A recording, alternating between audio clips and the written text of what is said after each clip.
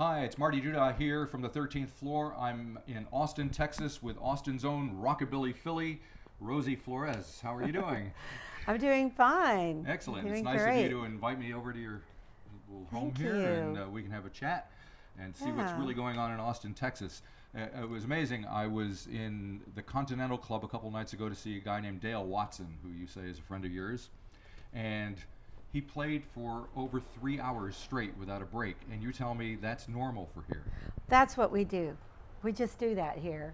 Um, we're working musicians, Right. and we're working with nightclubs who are making money off the bar. So if we stop, people are going to leave. The bar is not going to make as much money, and we're not going to get a good percentage. So there's no reason to stop. That's It's just like, sorry, we're going to keep going. And because if we know you guys will leave, you'll go, oh, I gotta go let the dog out, or oh, come on, honey, let's go and get something to, let's go get some dinner. Right. And it works every time. Yeah. If you keep performing, people, it's like they're enjoying themselves and they get in a groove. But when you stop that groove, it's just really, it happens to me. Right. If somebody takes a break, I'll go, oh, well, this is a good time for us to leave. Right. So you just don't, and it's no big deal for us. I mean, we know enough songs.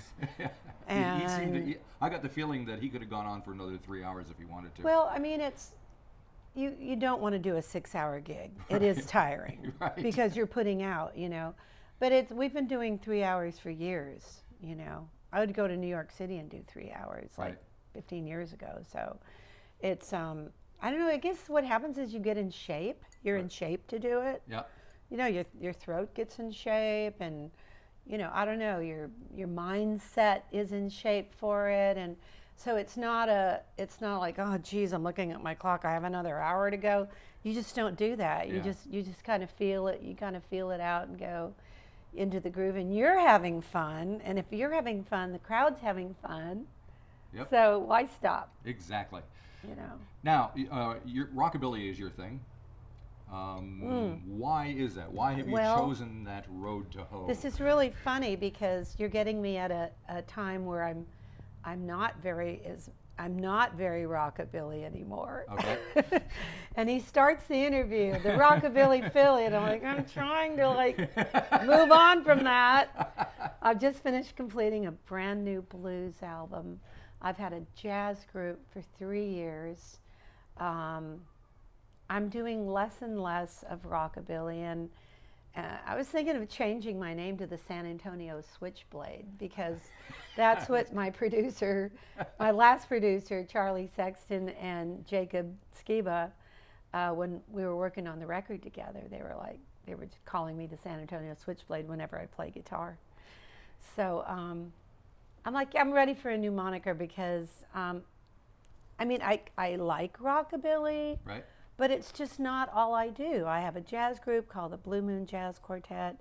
I'm really trying to open up my market to the blues market. There's so many wonderful blues festivals and cruises, and I just love other blues artists. And guess what? I've been singing the blues since I was 15. And if you look back, if you're familiar at all with my catalog and look back to all the records, there's 1 or 2 blues songs on every record I've ever recorded. Mm-hmm. Are you familiar with that? I mean, all the way back to Rosebud Blues, and Right. and the last record I did for Bloodshot. There's a lot of blues, and so I decided I'm going to do like full-on blues.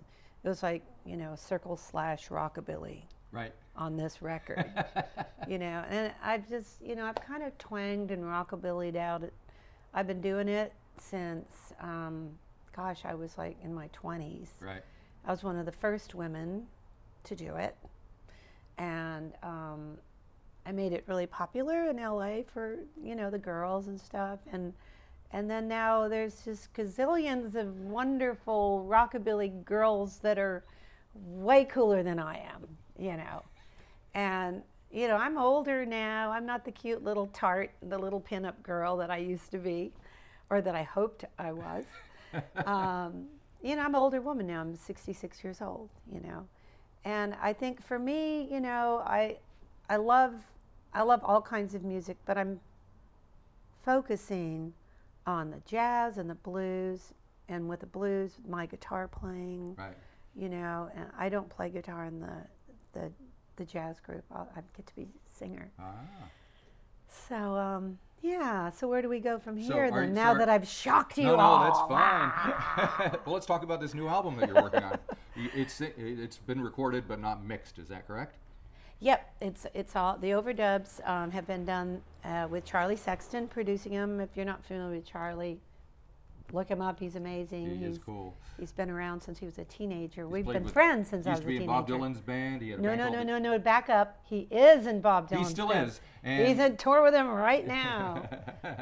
And he was in a band October called the 5th. Archangels, He's I on remember. tour with them right now, 2016.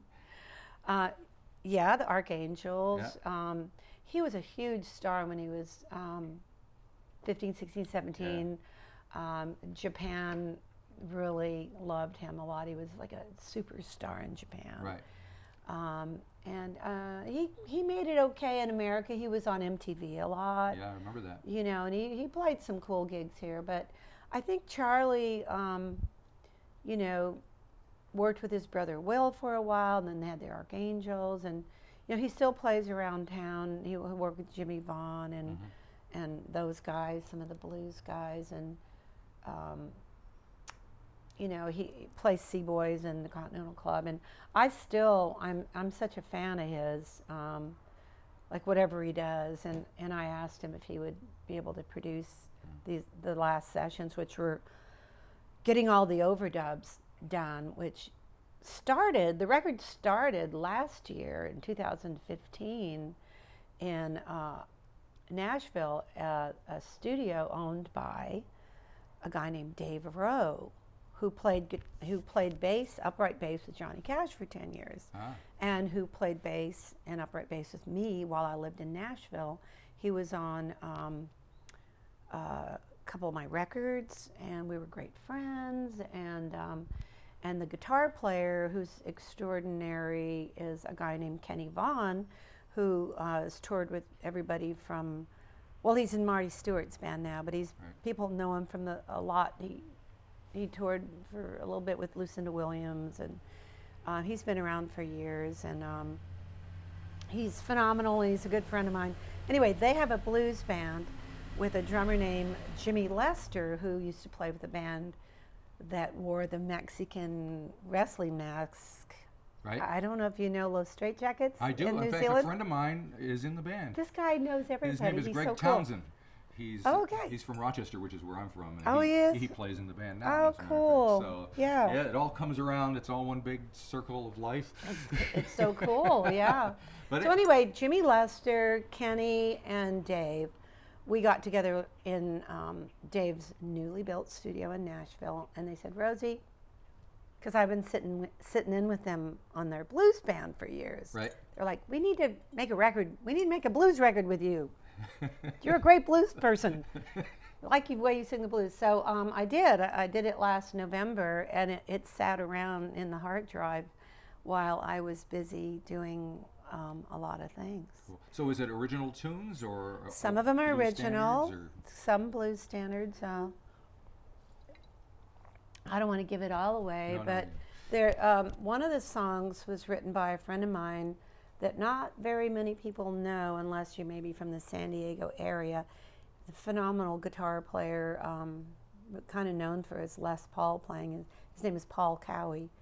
And he had a band called the King Biscuit Blues Band, and that was the high school band that started in San Diego. And he and my brother taught me how to sing and play the blues back in those days, but it was back in the 60s, and 1966 to be exact. And then that's when I started my first all-girl band, That's only 50 years ago. which was very, stop making me feel old. I don't care what you do, I'm still going to feel young. That's the spirit. Yes, you can keep trying to make me feel old. It won't work. That's how I stay young. But anyway, yeah, that was many years ago, and just goes to show you how long I've been doing this and playing the blues, but yeah. So anyway, I got off track there. Paul wrote a song on my new record. It's called Mercy Fell Like Rain. I wrote a song called Simple Case of the Blues, and a song called Drive, Drive, Drive, and an instrumental called Teenage Rampage. And Kenny Vaughn wrote the bridge to it, which is really, really, really cool. And then I cut just some old songs and, put my own spin on them. I cut a Dave Rose song called Enemy Hands. And so there's sort of like 5 songs you've never heard before. So Gotcha. the Sounds rest like fun. are. And it'll be out eventually, sometime soon? Yeah, Yes. eventually. Well, and we're going to mix it at the end of next month. Or no, at the end of this month. It's already next month. Right, yes, it's We're October. gonna have it mixed by November. And I don't know, check my website. I have a great blog there, and I'm always catching everybody up on what I'm doing, or All right. Facebook or whatever. Now, you have been to New Zealand before, so there is a chance that you could return Twice. at some point. Yeah, I just need the right promoter who loves my new blues record. All right. Where are you? We'll Bring me put back. the word out and see what happens. I stayed in a little town called Fairleigh for about a month, and I worked on a book that I'm writing, and a gentleman named Stephen Little was nice enough to invite me to come stay at the Gladstone Hotel for a month. The book that you're working on, Yeah, okay. it's Let's your memoirs, right? clip, edit. Yeah, I'm working on a memoir type of book. It's called Road Stories, basically. It's Wacky Truck Stop Candy and Road Stories. And it's taken me like many, many years to finish writing because I'm a busy girl. Right, and you must But- have an awful lot of material to draw from. Well, how many years have I been on the road? There's a lot of stories that I can't even remember. Right. But I try to, tell as many stories as I can, and the candy that I've collected is will be, the title of each chapter, but the candy has to imposter real life situations. Gotcha.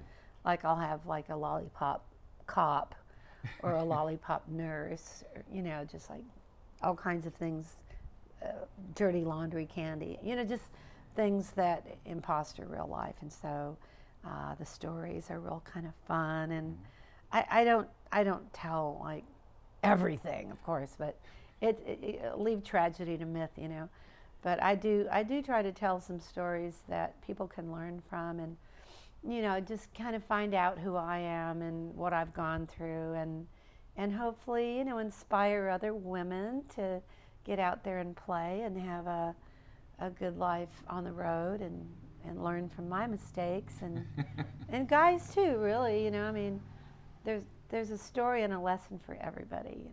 Excellent. Well, thank you very much for sitting down and talking to me. I appreciate You are it. so welcome. It's And been I'm nice looking forward having to see you a cup play of tea with you. Oh, yeah. I got a cup of tea as well. That was Yes, fantastic. you did. All righty. Well, we'll see you on the road. And look out for the Okay. new record. All right.